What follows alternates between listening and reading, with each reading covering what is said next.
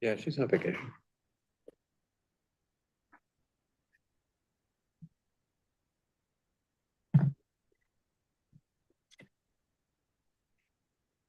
So I'll ask our remote attendees if they can hear us.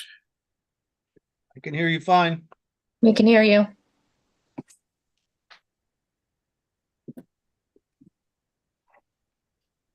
I turned up the room volume a little bit so we can hear them better.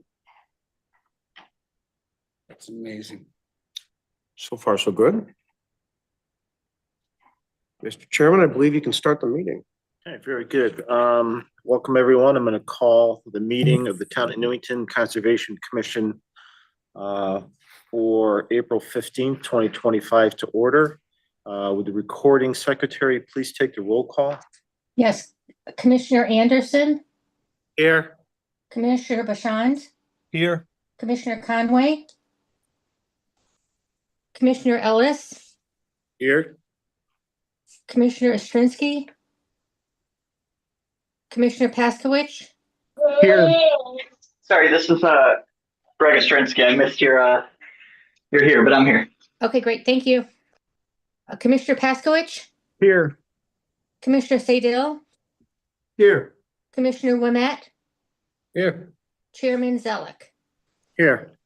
Okay, looks like Commissioner Conway is absent, so I'm going to seat Commissioner Ostrinsky for Commissioner Conway. Okay.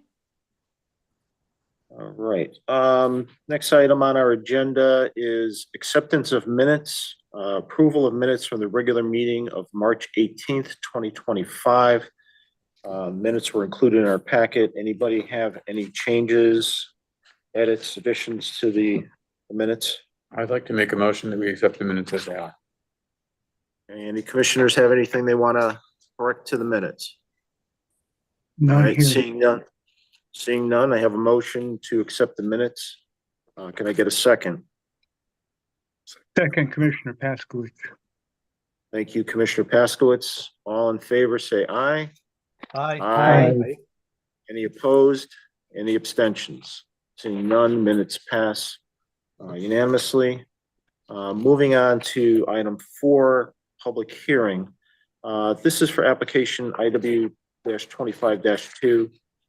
This public hearing was previously closed at our last meeting in March, and at this point, we're entering into deliberations on the application and the record that has been established.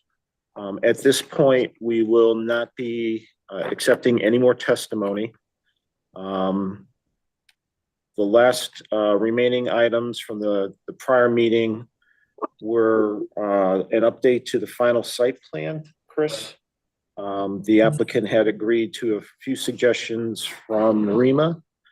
And were those taken care of? Okay, and your staff report is also attached in our packets. So it's now up to the commission to begin deliberations on this application. So, I guess I will start as your chairman. And first of all, I want to thank the applicant for all the work that they've put into this. Thank REMA for their efforts in addressing major ecological concerns with the site. I do believe that the site, has many challenges for this development. I'm going to say that previous to 2020, we had zoning regulations in this town that would prohibit any primary residential structure from being built within 100 feet of a wetland. So this particular site plan, we would not have before us if that regulation with zoning was still in place. So I think this is the first time we've seen something of this nature come before the commission. I've served on the commission since 2005. I took a couple years off during COVID. I was reappointed in 2023. During that time on the commission, I've not seen an application site plan that I will say is quite as detrimental to the upland review area as this site plan is as it is presented. I've never seen a request for the deforestation and excavation of 60% of an upland review area. And I've never seen anything that leaves such small margins for a buffer area between the development and the wetlands that are flagged on this plan. I just have a lot of doubt. I think that this is probably the most impactful proposal to an upland review area that I've ever seen in the time that I've been on the commission. And I've got a lot of concerns regarding the project. You know, a lot of the major ecological points were addressed by the third-party reviewer, which was REMA. And again, I thank him for that. And I thank the applicant for reacting to those concerns and addressing them as best they could with the site plan. But I still think the site plan and the proposal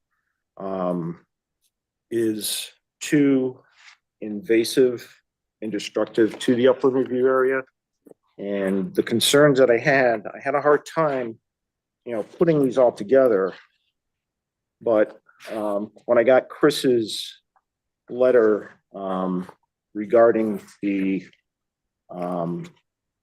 application, his memorandum, in there, you know, it states that we should take into consideration our regulations, section 10.2.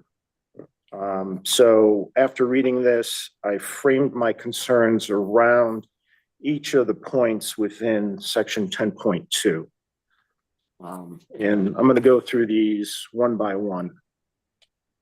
So 10.2 says, in carrying out the purposes and policies of section 22A-36 through 22A-45, inclusive of Connecticut general statutes, including matters relating to regulating, licensing, enforcing of the provisions thereof, the agency shall take into consideration all relevant facts and circumstances, including but not limited to. The first one is A, the environmental impact of the proposed regulated activity on the wetlands or water courses. In my concerns regarding that section A, I'm going to apply what I'm going to call personally my reasonable person test. I don't believe that the proposed development can be constructed up to the flag limits of the wetlands without impact or incursion into the flag limits of the wetlands.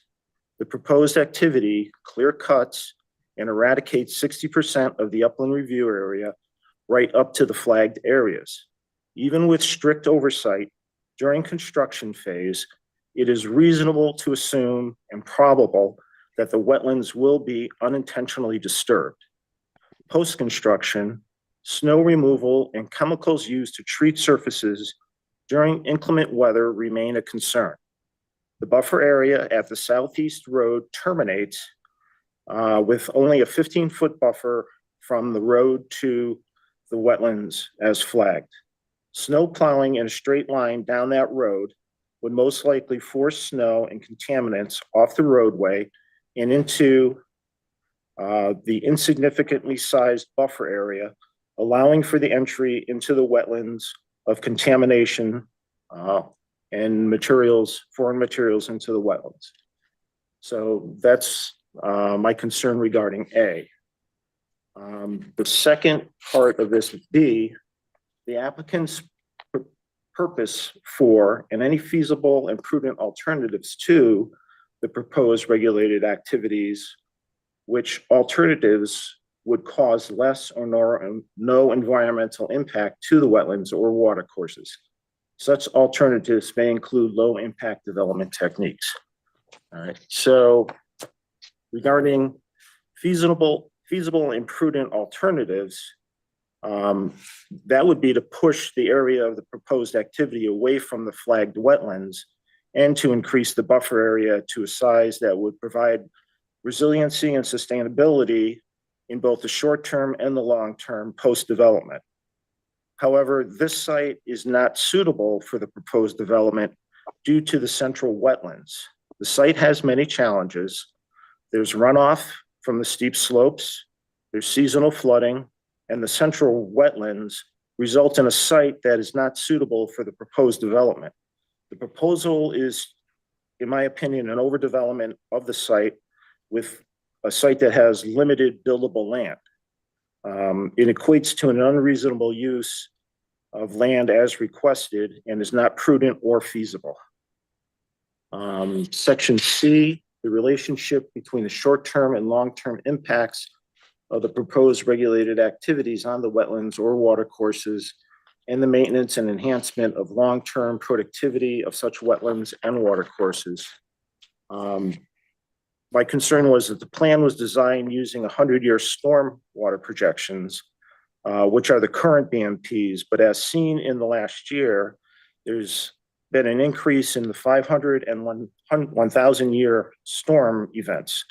And we saw one occur recently in Oxford, Connecticut, which resulted in quite a disaster. The project is not planned for long-term sustainability or resiliency in the face of climate change. So that's my concern there. Item D, irreversible and irretrievable loss of wetlands or watercourse resources, which would be caused by a proposed regulated activity, including the extent to which such activities would foreclose a future ability to protect, enhance, or restore such resources, or any mitigation measures, including low-impact development techniques, which may be considered as a condition of issuing a permit for such activities, including but not limited to measures that one, prevent or minimize pollution or other environmental damage, maintain or enhance existing environmental quality, or three, in the following order prior, restore, enhance, and create productive wetland and water courses. My concern here is that the site is currently listed on the federal wetlands inventory as a forested wooded wetland.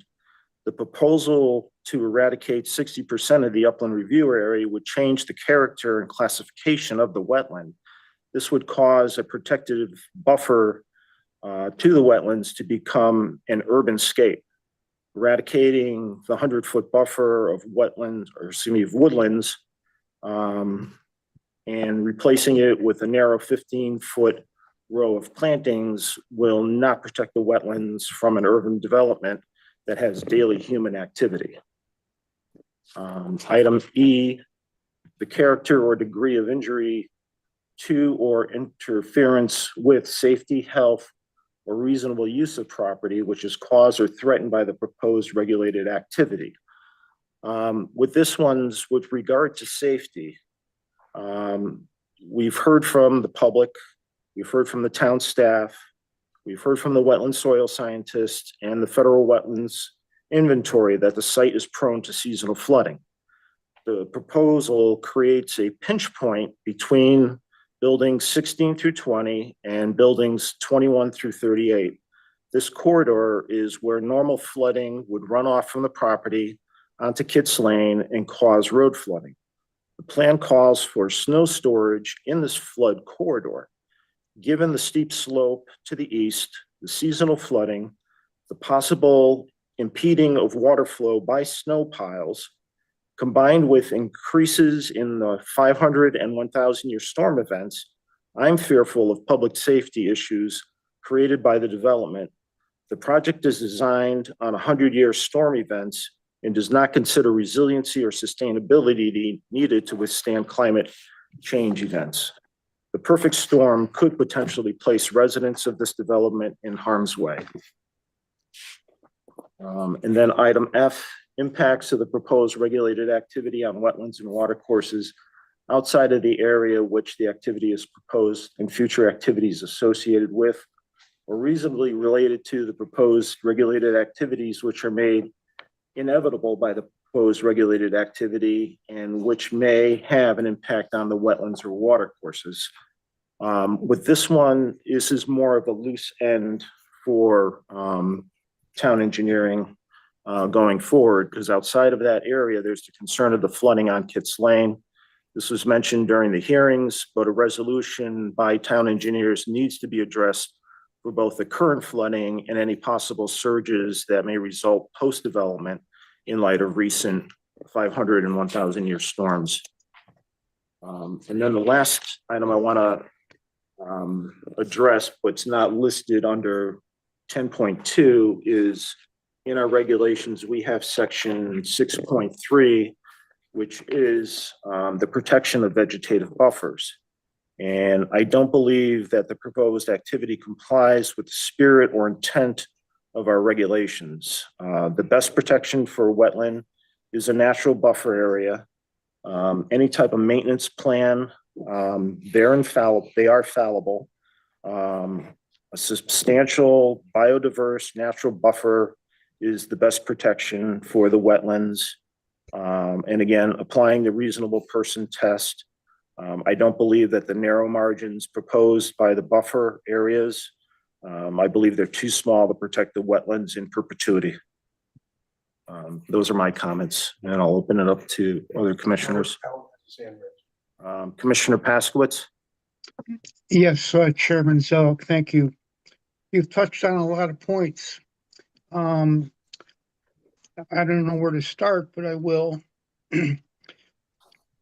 Based on the 100-year storm event, that this plan has been designed to, I think, is going to be a factor that's going to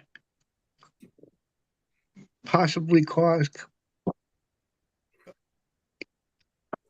flooding beyond the 100-year storm event in the future. And I can't predict the future, but the future is moving fast due to the climate change across the country. And based on the studies I've seen and observed in the last year, the atmospheric conditions of significant storms are moving east. Not tomorrow, but they're moving this way. Even tornadic activities are going to become a potential possibility of incidents in New England. Seems far reaching, but these points of matters from significant research from NOAA and the other agencies involved in that are taken into consideration to me. And based on the slope of this site, which I've walked up, I've mentioned it's very steep. And that flooding coming down that sheet flow is going to be flashed across that wetland. The potential is high. As far as the potential moving past the wetland to Kitts Lane, I feel strongly about your concern as well, is that flooding moving down to Kitts Lane. There's no buffer to stop it. Trees are going to be taken down, deforested, and it's going to be a flood that will not be stopped by any buffer in this project. As far as the protection of the buffer, the buffer of unnatural vegetation, as you know, it takes time for that buffer to grow substantially rooted and above ground to hold back sheet flow of significant water on a slope of steep consideration and also material.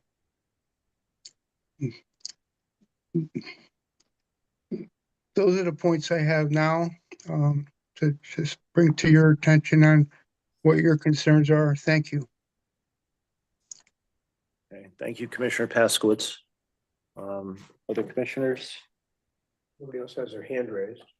Okay, I do want to have everyone participate.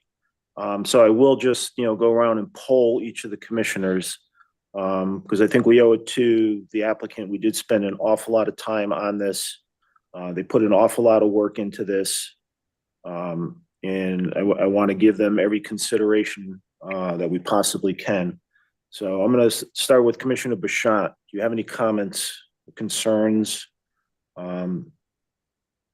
items that you'd like to discuss? Yeah, I share some of your same concerns, but not quite as strongly. I think the saving grace here is that this is going to be a private owner.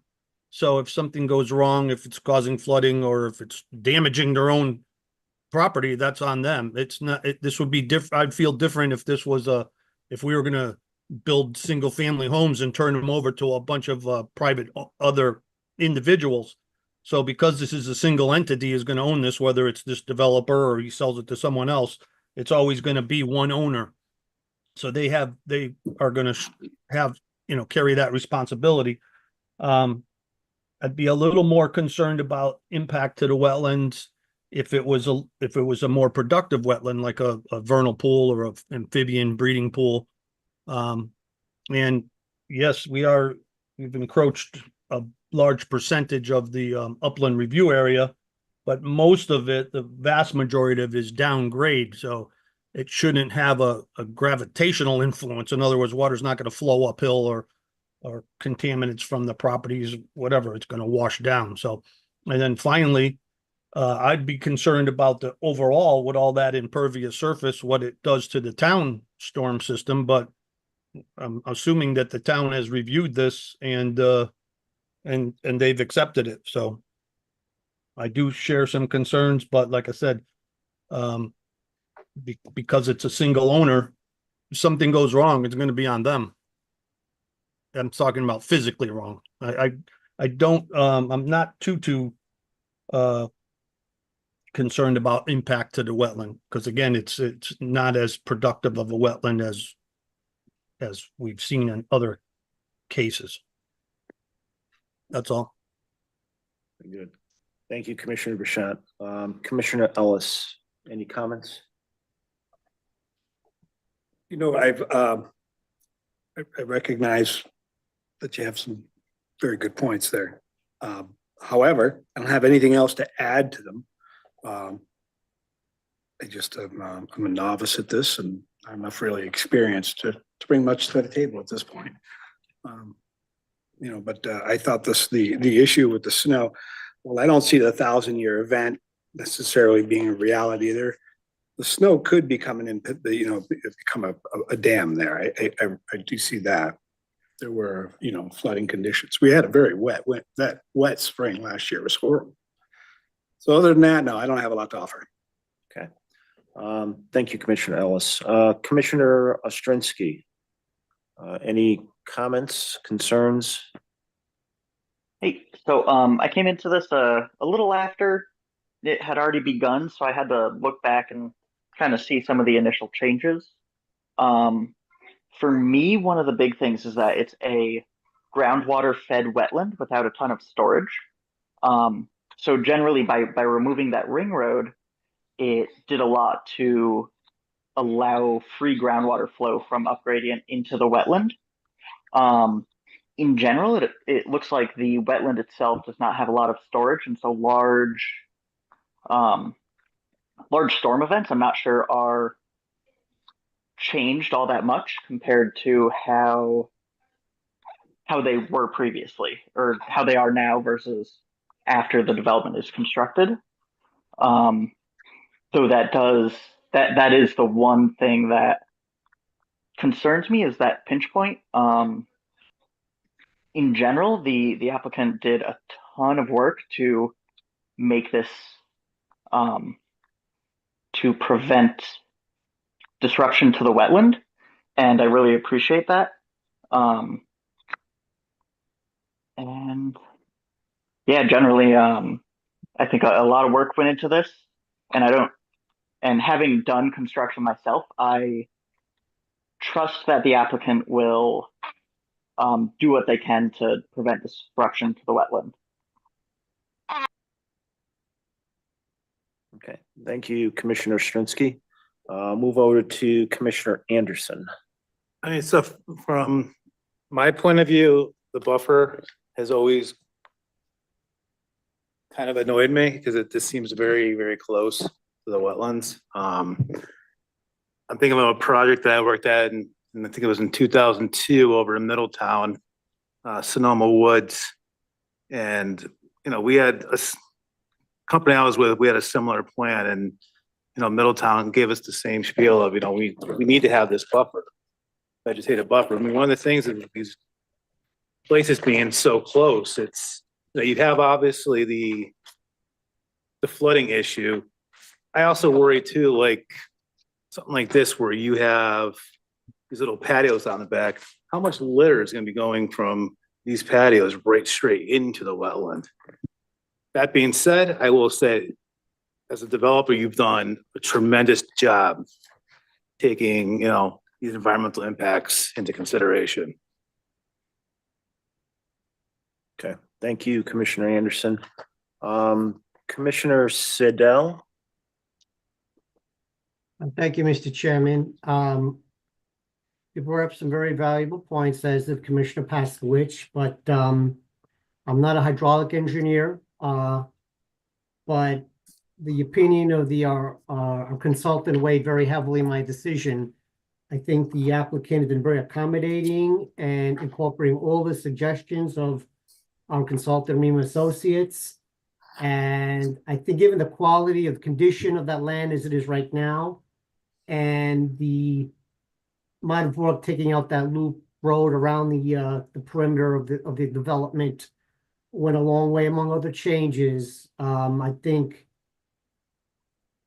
did an excellent job to answer our concerns. So I will go with our consultant in these matters and town and staff. And that's all I have to say. Thank you.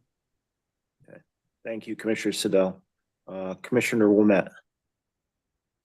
I have to echo everything you've said. And you did it in more detail than I did, but I also just, when I look at this thing, it's just too much house and car in too little land. And I actually looked up the regulations, why there's not two driveways in and a driveway out. It's because there's not even enough frontage to pull that off.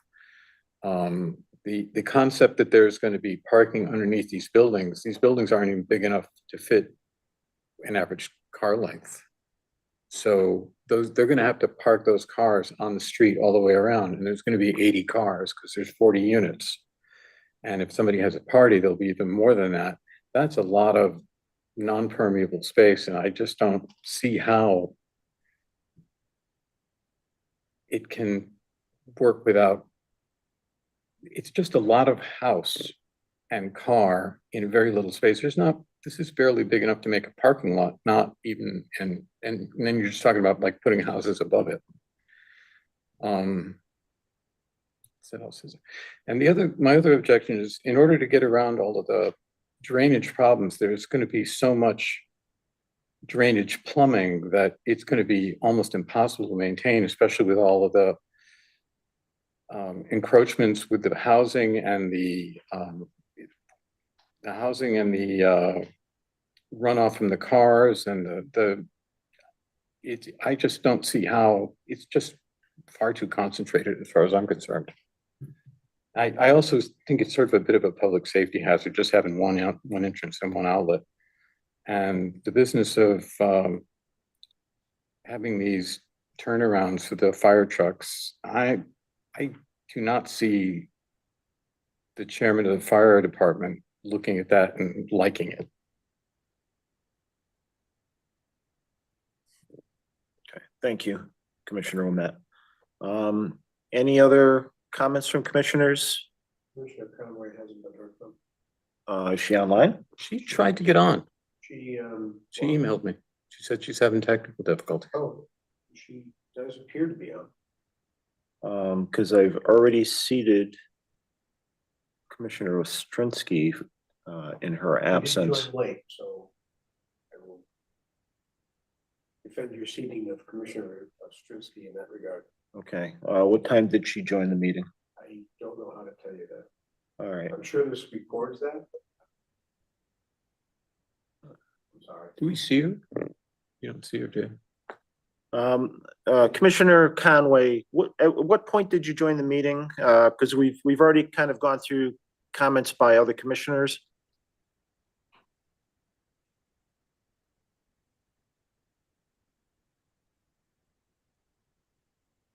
You're muted, Bernadette.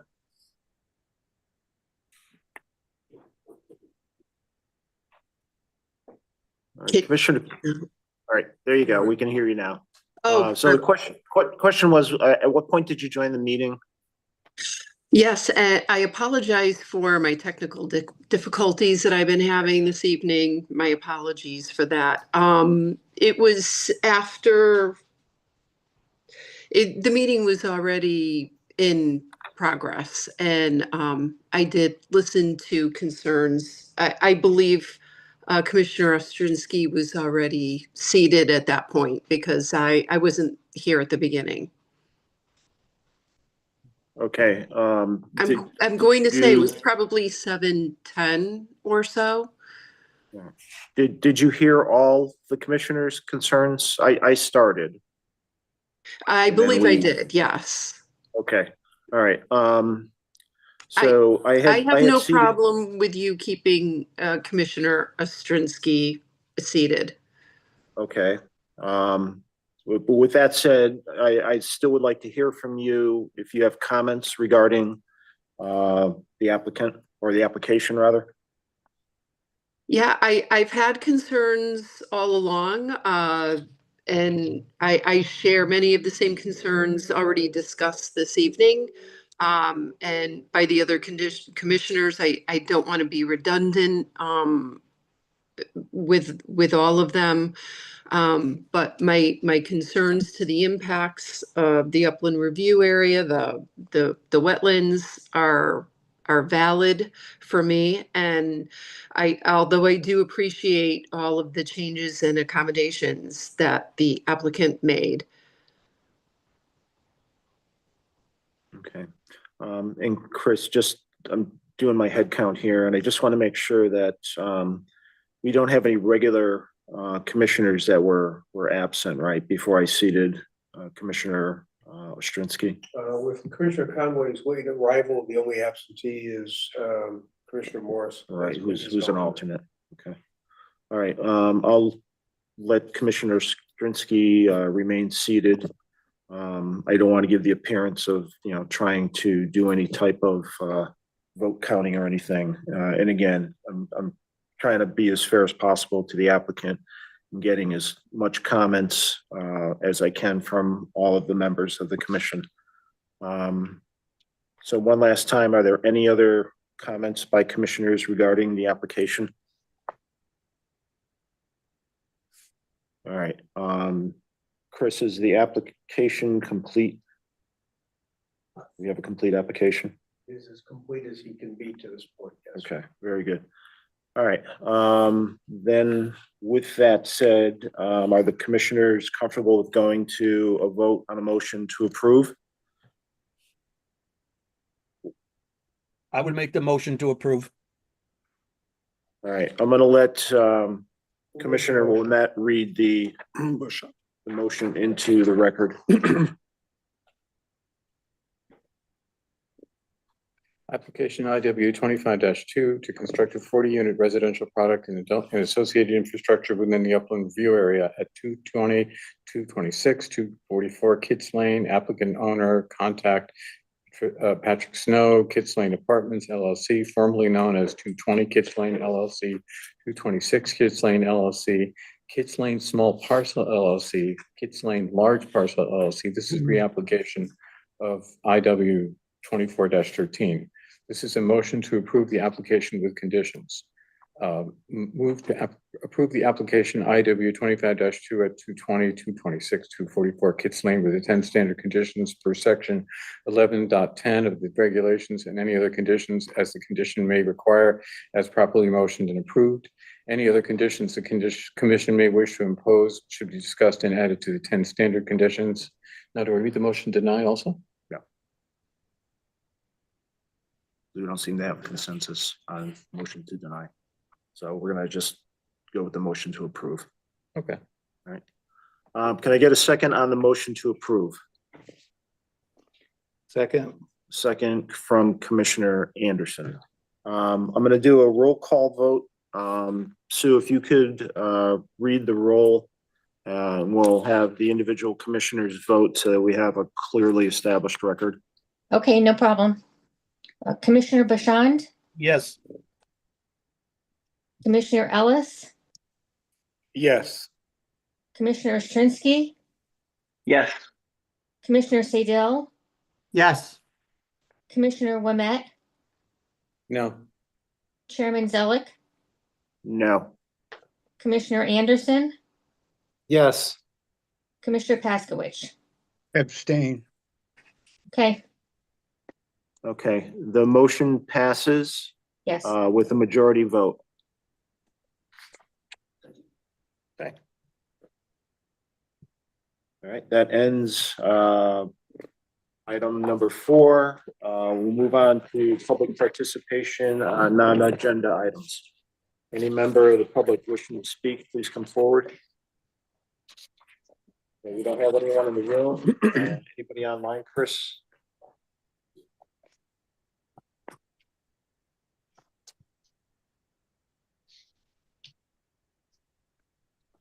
Just our commissioners and myself. Okay, then we'll move on to new business. Appointment of a subcommittee to review and revise the Conservation Commission regulations.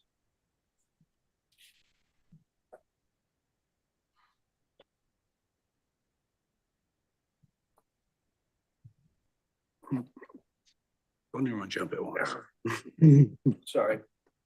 I just want to say on behalf of everybody how important this next step is. I'm not entirely certain what we are supposed to do to form the subcommittee myself, so and take a cue from the chair on that. But the opportunity to revise the regulations as you currently see fit is what we're trying to do now. We obviously have the impetus from the request from the public and others for signage prior to a public hearing. And that's an important part of this. But as far as what other items in the current regulations we'd like to correct, modify, update, this is what we're looking to do in the next several months. So do you need to have a Yeah, well, volunteer effort here? we'll form a subcommittee. We'll ask for volunteers for the subcommittee to work with staff on updating the regulations. And typically, the way it's gone in the past is they'll take a Word doc, and it's usually the model regulations from the state, and they compare them, overlay them somehow in Word against our current regulations and see what the differences are. So sometimes there could be, you know, a minor change in like shall or will, you know, in a regulation. Or there could be special sections which towns adopt, like section 6.3 for vegetative buffers. So we'll just need to be cognizant that we do have some additional regulations that the state model may not have, and vice versa. So there may be some new items that the state is suggesting that we put into our regulations. So we just, you know, compare the two sets of regulations, and then just kind of combine them and come up with one final set of regulations and then vote on it. And it goes forward to the town council to enact as the regulations for the town. They have the authority to do that. We simply put the regulations together and forward them onto them. I think the town attorney will probably have a opportunity to take a look at the regulations as well. Good idea. Yeah. Just kind of add this, there is conversation in our office, myself, the planner, chairman of planning and zoning, regarding some proposed changes to the planning and zoning regulations as well. There's an interest in reintroducing LID requirements to some extent. This is further supported by the MS4 program from, well, ultimately from the Clean Water Act is where the MS4 comes from. Chris, could you please get closer to the mic or speak up? I can hardly hear you. Sorry about that. My mic was off. So anyway, what I was saying is that planning and zoning is in the early stages of discussing reintroducing LID as a part of their regulations. So it really doesn't directly fit into Conservation Commission, but it's not really a wetlands issue as much as it is a broader matter. And it was in our regulations at one time and taken out at some point in the past. Complaints about the workability of the regulations as they were written. So rather than modify them, they were removed. I don't have a lot of history on that, just a lot of what, you know, you ask about in the office and say, how did this come about? And it's what people remember. But as I had begun to state before turning my mic on, is that the MS4, the municipal small storm sewer system requirements that are now a very important part of how municipal engineering is governed, require language in our planning and zoning regulations for this. So we do have to reintroduce it into planning and zoning, whether or not we address any component of that in our regulation changes here. So the reason I mention this is because I don't think this subcommittee has to put a lot of energy into worrying about LID, because we don't have LID in planning and zoning, because it is coming to planning and zoning in a form. So I bring that out just so you know you don't have to put a lot of effort into that. Oh. I'm sorry. No, it's okay. Just buzzword went by and I didn't catch it right away. I do that sometimes. I forget that not everybody does this for a living, so. I had a question. Yes, sir. So basically, no matter what changes we come up with, the town council has to approve them? Mm-hmm. And can they Yes. pick and choose, or is it just they take all of it, or it's all or none, or how does that work? It's typically all or none. I've never heard or seen any council that would do that. It's a good question though, and I It is don't have a good question, answer. but, you know, I would assume that they would, you know, leave it up to the commission and the town attorney to deliver. And I would think if there was a proponent to it that was objectionable, that they would send it back and not just take a vote and deny it. Right. You know, it has to be a working relationship. Yeah. In my opinion. All right, that makes sense. So in other words, we wouldn't do a lot of work and all of a sudden it just gets thrown out the window, you know, the baby with the bathwater or something. Say, Yeah, yeah. Okay. I wouldn't say it's, you know, not out of the realm of possibilities, but probably not probable. I mean, not what I've seen with this particular administration. I mean, not just because Gail's in the room, but because I've been before them on other They all matters. seem reasonable. And they are a very easy group to work with. I didn't have a lot of experience with the past administration, so I don't want to say that they weren't, but I haven't had a lot of problems with the current town council as far as doing our work. All right. So as far as a subcommittee, I'll volunteer my time. I'd like to get at least one other commission member to assist in case, you know, something should happen to me. Do you think one is enough, or do you think two is more appropriate, 3 total? I don't want to take up too much time, you know, staff members or commission members, but if there are volunteers, then, you know, sure, we'll take them. Don't all speak at once, gentlemen. Volunteer, do you want people on the commission to volunteer right now? Are you stepping forward? Yes. Okay. All right. Any other commissioners want to volunteer to be on the subcommittee? If you don't mind my asking, about how much time commitment would that be? How much time do you have? It's hard to say. All of it. I think initially, reading through the regulations probably be the most time consuming. And I think just fine tuning it. It'll probably be a few weeks, but I wouldn't say more than half an hour to an hour per week of your time. Because basically, I think it depends if you're a fast reader or a slow reader. Greg, have you read the regulations yet? I have. Don't want to put you on the spot. Don't just put yourself in a hole here, but. Yeah, and actually, No, I have. I didn't put them to heart, but I have. So but I also I'm talking while holding a fussy one-month-old. So I'm trying to figure out if I can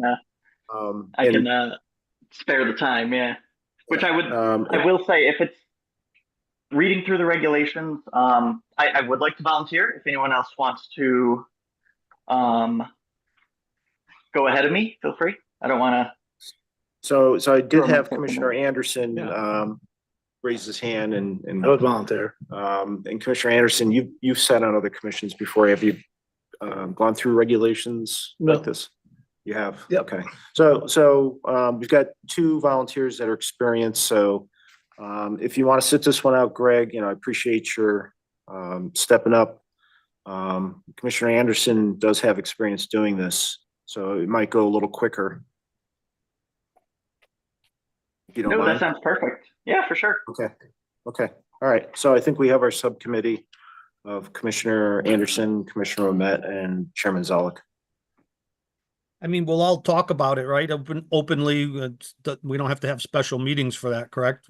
It's some certain No, point. I think we'll We do it can as make part it of an our regular agenda meeting. item, Yeah, we'll leave it in the public forum. report from the subcommittee or something to that effect. Exactly. Yeah, but I'm saying per meeting, we could talk about if you come up with any ideas, like, I'm trying to think of any stumbling blocks we've had lately, but you raised maybe one of the biggest issues, and that is that encroachment of the upland review area from 0 to 100%. So Right, but that that's was a not a huge one. wetland, right, but that's not a wetland regulation, that's a zoning regulation. Oh, that was changed into zoning. Okay. Yeah, our So we have- purview is, So we have No, no it control gets- over that. right now, it's only a review because it's the trigger point for us to review. Is the And 100. the low impact development, I think Chris said that's not even our purview either. It really is more of a planning and zoning thing, because if you make it a conservation commission item, it would only be applicable to applications that come before this commission. Mhm. If it's a planning and zoning item, then it's applicable to any application for planning and zoning, from special permits to the routine. So it really does belong, in my opinion, in a TPC venue, just because it covers everything that way. And to me, that makes total sense, because any site plan that we have is not going to have items on it that don't comply with our zoning regulations. Right. In theory. I mean, Well, there is that give and take once it goes to planning and zoning, what could potentially come back to us after it goes through that particular potato masher. so besides the sign thing, which I'm all for, it sounds Yep. like it's just going to be a bunch of, crossing the Ts and dotting the Is. Is that what you're saying? Yeah, I can see myself spending a weekend in my future going back through the wetlands commissioners training just to see what I would pick up now. The one that UConn runs. Who would draft the wording for the signage, proposed signage? Well, frankly, I'm a big fan of cutting and pasting, so I'd steal it from planning and zoning and All right, suggest that for us. all right, and then again, it'll be reviewed by our attorney. Yeah. Okay. All right, so I You think mean we have planning our- and zoning, or from, you mean for a variance? Like as, They what- have a sign requirement in their regulations. I won't quote it to you, but I know they have it because we have the signs in my office. For ZBA or for regular, for all applications for them? Well, I'll just have that discussion tomorrow with, the town planner and say, okay, what part of your regulation do I need to steal? Okay. I know for ZBA, we have the requirement. Mm-hmm. If we like that one better, we'll steal that one. I support it though. I think everyone should or would. Microsoft Word is a wonderful thing. All right, and most of this we'll do through email anyway. Yeah. All right, yeah, so we'll get that underway. You think this week or next week, Chris? Absolutely. Okay. All right, then, been on old business was application IW 25-2, which we've already closed. Next item again is public participation on non-agenda items. Don't think we have anyone in the room willing to speak or wishing to speak. Chris, anybody online, in public? We have 0 attendees, Okay, just 8 All right. panelists. we'll move on to the next item, communications and reports. All right.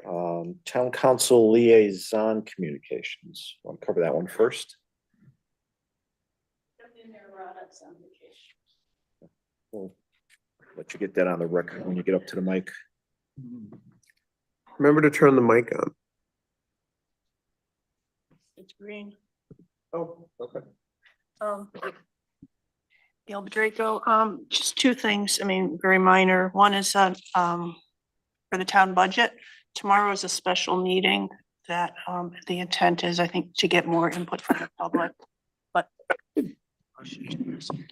But the final budget will be adopted a week from today, on April 22nd. The other thing, I mean, it's not really related to your business, but one of the things that will be approved is separate from the budget is raising the building fees. You might want to be able to comment on that, but we've as part of the budget process, the finance director and town manager were just kind of having some general discussions, and one of them was regarding the possibility of looking at, because historically it's been mentioned that our building fees are below the other, most of the other towns in Newington, I mean, on the state. So they proposed raising the permit fees to $50 for projects up to 3,000, and projects costing over 3,000 would be charged $15 per 1,000. And it's expected just by this change, you know, an anticipated building for next year, it would raise an additional $150,000. And the town manager provided, probably, you know, you contributed to it, the building fees in other towns. And even by this particular proposal to raise our fees, we're still kind of in the mid of what surrounding towns would be. So it's not going to be a disadvantage to anyone, you know, proposing to do any kind of construction here in our town.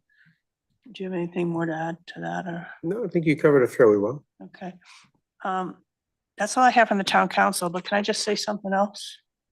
About what your discussion about the subcommittee, for looking at your regulations and whatever, and I think that's great. But the only thing I know it's 2 separate, and they're not necessarily silos, but TPZ and, you know, Inland Wetlands Commission. Yeah, you still sort of overlap. And is there going to be anybody while they're, since it's going to be kind of going along, you know, simultaneously, they're looking at their regulations, you're going to be looking at yours. Is there any way that there can be some kind of communication? Because like Commissioner Bashan talked about, like how LA. Just, you mean separate from the staff, because the staff will discuss this. Yeah, I mean, it just seems that, I don't know, maybe there can be an adjunct member, or somebody who's seated on both.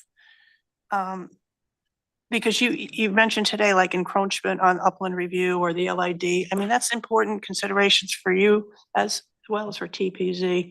And just to make sure that your concerns could be incorporated into when they're reviewing, And maybe their concerns can be incorporated into yours, because there's been, comments along, well, conservation is too concerned about this, or TPC isn't concerned about this, whatever, but it'd be nice to make sure that maybe there's a little bit of coherence and communication, the thought. I mean, just to kind of set your mind at ease a little bit, Paul Dixon and myself work very closely together. Okay. So one of the reasons I'm aware of these matters is between Paul and the chairman of TPZ being regular contributors to my work. For instance, the grant we got for the Mill Pond Bridge wouldn't have been possible without Paul's assistance. We had too small a window of opportunity, and it was a all hands on deck effort between Paul, myself, Sonia, our grant writer. This is how we do work in that part of the building. We work together because we can't do it separately. There's too much going on here in Newington for any of us to function independently, completely independently. What my, thought is that, I've heard some excellent comments here, both tonight and throughout the years. Maybe the commissioners here could give their comments regarding some thoughts about TPZ and vice versa. And channel through you, so that it wouldn't be solely your responsibility, but people here have some good ideas and concerns, having worked on applications in the past, even before you were here, just to make sure that there's a little bit more congruence or communication. Sure. Thank you. Moving on, next item, under communications report, Pond Life, Research and Education. Alan, I believe this was your item.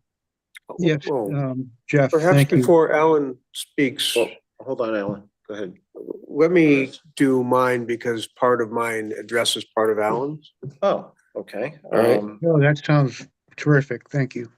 So the first item on my list was, we've just received the draft permit applications for our aquatic pesticide application vendor. The company that we have that manages the algae and things on Mill Pond and Churchill Pond has to apply for a permit through DEP on a 3-year cycle. And I've just, within the last few weeks, received his draft application that he submitted to DEP for approval of their current regime, whatever it is that they do to treat this stuff with. So I wanted to bring that to your attention because that, I think, is kind of pertinent to Pond Life. And then the only other thing I had, if you want to let me go ahead with this now, is the MDC manhole work is going on in the Wells area, the part of the brook that goes north of Cedar Street running towards West Hartford.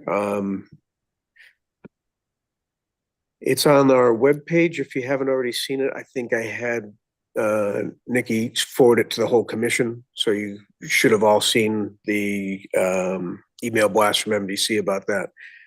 It's mostly a maintenance item, so it's not as though it requires permitting or anything like that from us. But I do expect that we'll get phone calls about it because they're in a wetland area. So I wanted to make everybody aware that this was going to be going on. And apparently it is well past time they should have been doing this. Some of these manholes are looking pretty bad. And that's what I had for agent communications. And I hope that helps Alan with some of his questions he asked previously of me. Yeah, can I just say one thing about the MDC work? All right, go ahead, Commissioner Bashan. Yeah, I was down there a couple of weeks ago and most of the manholes just had some minor repairs, but there is one that requires major repair. And as a matter of fact, they're talking about actually removing it or moving it a few feet because it's right on the embankment of the Mill Brook. And I didn't see any, at the time, I didn't see any silt fencing, but I didn't see any, runoff or any erosion, serious erosion. But I did read that, they're supposed to use, erosion controls where needed. But for that project, and I didn't see them get into it, but there's a really deteriorated manhole that, like I said, it's going to get completely replaced, and it sounds like they're moving it. I mean, they're going to have some pretty robust protection for the brook there, and I was thinking of taking a walk down there again, so I don't know if they got into it or not, but I think they're putting a precast, concrete manhole there where the old ones were brick on the top, and that's what was really deteriorated. So. That sounds about right. Just wanted to mention that. Yeah, the precast manhole's already staged. So. Oh, that happened faster than I thought it would. Yeah. I'd encourage the commissioners to go take a walk down there. They put down plastic matting for the construction equipment to get in to the woods. And it's almost like having a boardwalk through the woods. It's kind of a nice area to walk right now. Yeah, you could drive a Normally tractor. it's not. You could it's drive a pretty tractor mucky. trailer on it, yeah. It's quite impressive, the way they've laid that down to get the equipment in there. All right, anything else, Commissioner Paskowitz? Well, I hadn't spoken at all yet, so yes. I'm happy to see that the landscape that was removed, pretty considerable on both sides of the bridge, has not impacted the resident blue heron. I was worried about that because he, like some of us, we have our static place, our comfort zone, but they're more adaptable, as I see. The bridge on the schoolhouse Brookside, which Commissioner Bashan brought forward, that I read in the minutes, which I didn't know myself. I saw a painted turtle pass through the other day, and I also saw residual superficial evidence of what I brought forth before the winter regarding that area with that kind of a blue colored film on the water. So whatever that film is, it's still moving from wherever the origin is.